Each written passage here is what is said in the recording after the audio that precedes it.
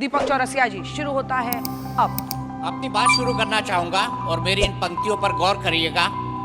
बन के एक हादसा बाजार में आ जाएगा, बन के एक हादसा बाजार में आ जाएगा, जो नहीं होगा अखबार में आ जाएगा, जो नहीं होगा अखबार में आ जाएगा। चोर उचक्कों की करो कद्र, चोर उचक्कों की करो कद्र, कि नहीं मालूम कौन कब किस सरकार में आ जाएगा। तो दोस्तों, ये उन्हीं के लिए नसीहत है, ये उन्हीं के लिए नसीहत है जो चोर उचक्के हैं, ये और किसी के डरने की बात नहीं है। और राहत इंदौरी ने जो शब्द लिखा था ना, ये जो शेर लिखा था, तब उन्होंने राजनीति के अपराधीकरण पर एक तंज कसा था, लेकिन उनको नहीं पता था कि एक दिन ऐसा आएगा जब हमारे हुक्मरान जेल से बैठकर हमारे मुस्तकबिल को तय करेंगे, हमारी सरकारें चलाएंगे। अगर हमारे संविधान निर्माताओं को ये पहले ही पता होता तो हमारे संविधान निर्माता पहले ही ऐसे लोगों को बाहर का रास्ता दिखा देते, लेकिन ऐसा नहीं हुआ क्योंकि हमने इसकी कभी कल्पना भी नहीं की थी। अब मैं आपसे एक सवाल पूछना चाहता हूं कि आप चाहते हैं आपका मुख्यमंत्री जेल के अंदर से सरकार चलाए, हाँ या ना? आपके जवाब से साफ है। आपका जवाब क्या साफ करता है? आपका जवाब ये साफ करता है कि आप किसी ऐसे आदमी को अपना नसीब लिखने के लिए नहीं दे सकते, अपना भविष्य लिखने के लिए नहीं दे सकते, जो जेल के अंदर बैठा हो। और जेल के अंदर जब जाता है ना, तो आदमी के जो फंडामेंटल राइट होते हैं वो भी कुछ टाइम के लिए सस्पेंड हो जाते हैं। ऐसे किसी व्यक्ति को जेल से सरकार चलाने का मौका क्यों मिले? अब मैं आपको बताना चाहता हूँ ऐसा करना क्यों जरूरी है। ऐसा करना इसलिए जरूरी है क्योंकि भारत के अंदर राजनीति में नैतिकता को स्थापित करने के लिए ऐसे लोगों को बाहर का रास्ता दिखाना बेहद जरूरी है। ऐसा करना इसलिए जरूरी है क्योंकि राजनीति के अंदर शुचिता आनी चाहिए। समय समाप्त हुआ। जबरदस्त। मिडिल आशुतोष जी, इस विषय पर बोलने का आपका 2 मिनट का समय शुरू होता है अब। वैसे तो मुझे धन्यवाद नहीं देना चाहिए, लेकिन राष्ट्रीय पार्टी जो सत्ता में भारतीय जनता पार्टी, उसको ये धन्यवाद देना चाहिए कि कम से कम उनके प्रवक्ता ये मानते हैं कि आशुतोष एक ईमानदार, तटस्थ और निर्भीक पत्रकार, जो मुद्दों के ऊपर जो उनको समझ में आता वो राय रखते हैं। जो उन्होंने क्लिप्स दिखाया था, वो क्लिप था जब अरविंद केजरीवाल जेल में गए थे और मैंने डंके की चोट पर कहा था कि जेल से सरकार चलाने की बात कह के इन्होंने कानून और संविधान का माहौल उड़ाया है, इस सरकार को बर्खास्त किया जाना। और मैंने ये भी कहा था कि द लॉ ऑफ इनकैपेसिटेशन उसके हिसाब से करना चाहिए, संविधान से कोई सरकार नहीं चलती। इसलिए आज भी जो मैं कहूंगा, भारतीय जनता पार्टी को मानना पड़ेगा कि मैं ईमानदारी से कह रहा हूं और पूरी तटस्थता के साथ कह रहा हूं। क्यों यह कहना चाहिए? इसलिए क्योंकि पिछले कई महीनों से मैं देख रहा हूं प्रधानमंत्री नरेंद्र मोदी, अमित शाह जी का खौफ खत्म होता जा रहा है। पूरी सरकार खौफ पे चल रही है। जब वो खौफ खत्म होने लगा, तब आप एक ऐसा कानून लेकर आ रहे हैं जिसमें न केवल सहयोगियों को बल्कि विपक्षियों को भी आप डराना चाहते हैं और अपने हिसाब से सरकार चलाना चाहते हैं। क्यों? पिछले दिनों अगर आप देखिए सुप्रीम कोर्ट ने किस तरीके से टिप्पणियां की हैं। 7 अगस्त सुप्रीम कोर्ट ने कहा कि इन्फोर्समेंट डायरेक्टोरेट एक ठग हो गया है। 5 अगस्त सुप्रीम कोर्ट ने कहा कि एक ऐसा पैटर्न हो गया है जहां पे तमाम जो इन्फोर्समेंट डायरेक्टोरेट के लोग हैं, ये किसी के भी आरोप लगा के उनको जेल में डालते हैं। 21 जुलाई सुप्रीम कोर्ट ने साफ तौर पे कहा है कि why are you being used. जब जिस सरकार के पास इस तरीके की एजेंसीज होंगी तो किसी भी को जेल में डाल के उसकी सरकार को बर्खास्त कर देंगे। और तो और प्रधानमंत्री जी ने जो कानून बनाया है उसमें अपने आप को काउंसिल ऑफ मिनिस्टर से ऊपर रखा है और कहा है कि मुख्यमंत्रियों को बर्खास्त करते समय the prime minister will advise to the president. Law क्या कहता है? With aid and advice of the council of minister to the president. आप एड एंड एडवाइस छोड़ काउंसिल के ऊपर संविधान का उल्लंघन है, गलत है। मिडिल ऑर्डर, आप लोग एकदम ही नहीं बजाने को तैयार हो रहे हैं, लेकिन ऐसे आप सहमत हैं? हाँ कहने वाले इधर रह जाए और नहीं कहने वाले इधर आ जाए। तैयार हो? बिल्कुल तैयार। नर्वस हो कि नहीं हो? अरे नहीं। माइक पास रखो। हाँ, बिल्कुल नहीं। बिल्कुल नहीं। फुल कॉन्फिडेंस है। Full confidence. गजब। आपका नाम क्या है? श्रेयांश। श्रेयांश। हाँ, श्रेयांश नाम है और आप देख सकते हैं कॉन्फिडेंस का सबूत मेरी जनता दे रही है। आपकी जनता।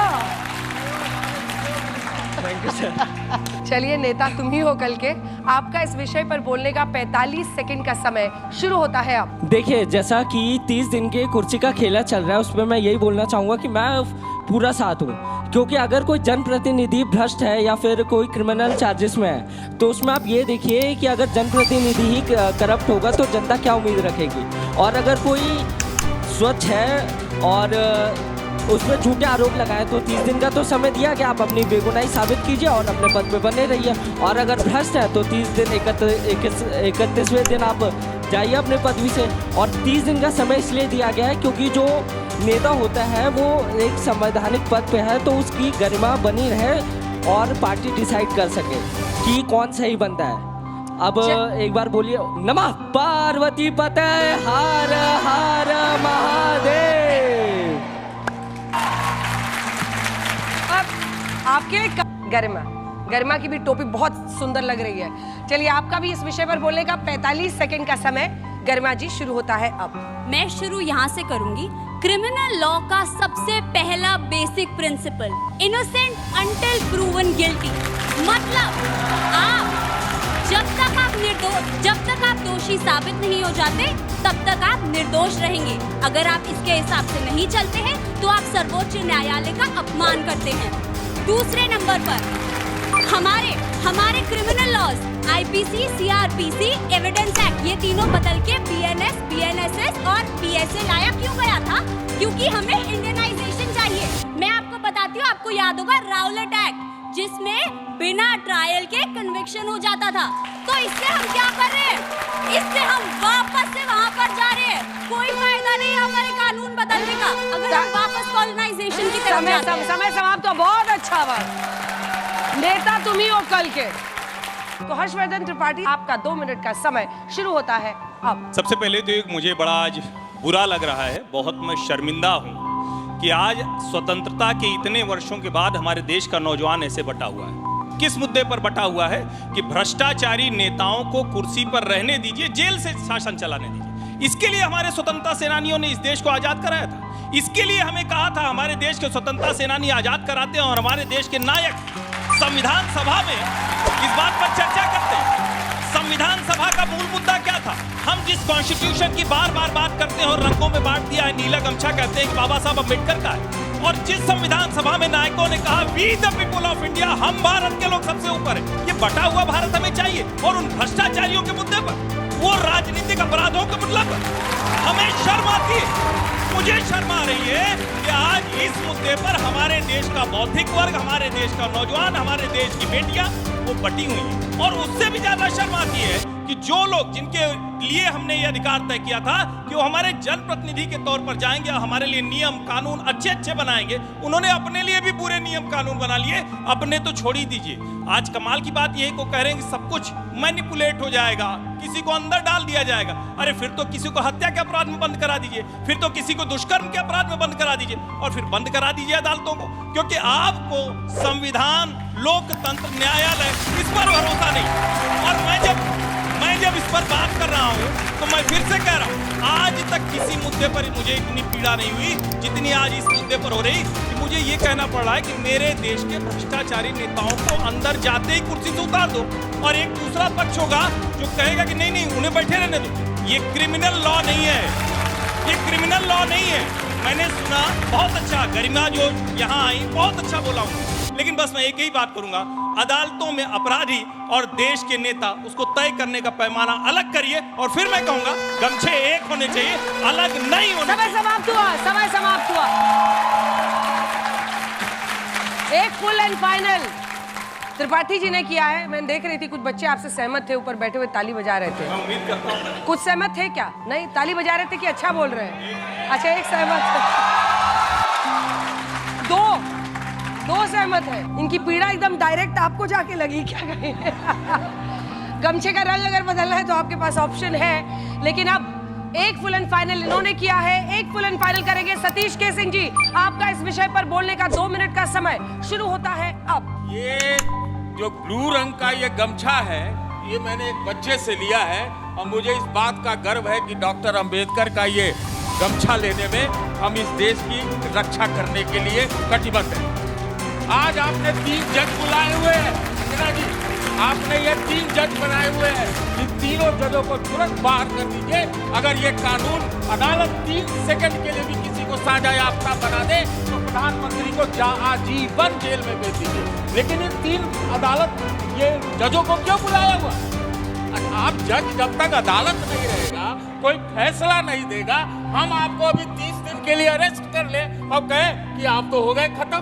बोलना है, जवाब देना है कि जवाब अच्छा, बोलिए बोलिए बोलिए बता रहा हूँ, बोलिए। इस तरह से नहीं, ये रूल ऑफ लॉ नहीं है, ये लॉ फॉर रूल है।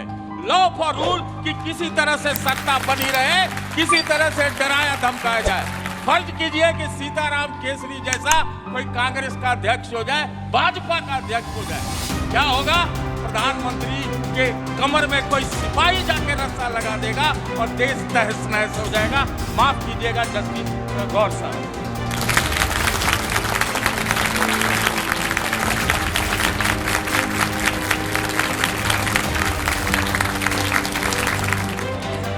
हो गया, 35 सेकंड बचा हुआ है। अच्छा चलिए ठीक है बात। कोई बात तो आपने भाजपा वालों ने कुछ बोलने के लिए छोड़ा ही नहीं लेता हूँ। कुछ ज्यादा भ्रष्टाचारियों बोलने की के जरूरत खिलाफ नहीं है। बोलने के लिए, भ्रष्टाचारियों के साथ बोलने के लिए दोनों का अंतर है, दिख गया सामने। ठीक है, आपका ये समय भ्रष्टाचारियों के साथ आपका समय समाप्त हो चुका है, समय समाप्त हो चुका है, प्लीज। अरे क्रिमिनलिटी और मोरालिटी में फर्क तो कर लीजिए। स्टेशन पर हादसा हुआ, किसी ने इस्तीफा नहीं दिया। कुंभ में हादसा हुआ, किसी ने इस्तीफा नहीं दिया। एयर इंडिया में 249-50 मर गए, उस पे किसी ने इस्तीफा नहीं ठीक दिया। है। और अपराध अभी साबित नहीं हुआ, ये देश के प्रधानमंत्री को बांधने चले। कौन सा कानून की बात करते हैं? चलिए अब आपको एक्स्ट्रा टाइम मिल गया। बहुत अच्छा, आप दोनों जाइए। वैसे कुछ कहना है जजेस को, आप लोगों को इनकी बात सही समझ में आ रही है? ताऊ जी आपसे शुरू करते हैं। मैं ये तो- 3 ताल के ताऊ है मैं भाई, इस इनका बात से podcast खुश है। हूँ हाँ। कि इस बार मेरे सामने हमेशा ये श्वेत गमछाधारी होते थे। ये इन पर तो हमेशा मुझे शक रहता था। उसमें से बहुत कम का मन मचलता था, हाँ लेकिन इस बार पक्ष लिया है, मेजॉरिटी ने पक्ष लिया है, या तो उसके साथ है या खिलाफ है। वोटिंग कोई में बात वोटिंग में तो दिख जाता था, 3% रहते थे कह नहीं सकते वाले, लेकिन गमछा नहीं ओढ़ते थे। बहुत ईमानदारी के साथ लोगों ने आज गमछे बदले। आज मैं परसेंटेज निकालूंगी, कितने बचे? 1 2 3 4 5 6 7 सफेद वाले खत्म होते ये भी बदल लेंगे। आपको बदलना है, सफेद पहनना। वापस वापस। ऐसा पहली बार हो रहा है, आपने एक न्यूट्रलाइज किया है। आराम से आप दोनों को, आपको लेना है व्हाइट गमछा, रेड। दो लोग रेड कर। और किसी को रेड गमछा, सफेद, कौन सा चाहिए? रेड चाहिए, रेड बढ़ा दीजिए, रेड दीजिए। आरती जी। मुझे सबसे बड़ी खुशी ये हुई कि ये हमारी जो नौजवान प्रवक्ता है, हाँ। मुझे लगता है सभी वेटरन से ज्यादा तो ये अच्छा बोली है आज। तो बहुत बहुत बधाई। आप सर पॉइंट पर इन्होंने दलील ठीक से दी, जब वकील आपके सामने बोलते होंगे और इनको आप सुन रहे हैं, तो क्या लग रहा है? रेटरिक ज्यादा है या? देखो, प्रवक्ता सारे अच्छे थे, बड़ा अच्छा बोले हैं, मैं बड़ा प्रभावित हूँ। हाँ। और ये जान के यूथ में हमने देखा कि भी ठीक है, प्रो और कॉन्स भी हैं, और देखते हैं अगर वोटिंग होती है तो उसमें क्या होता है।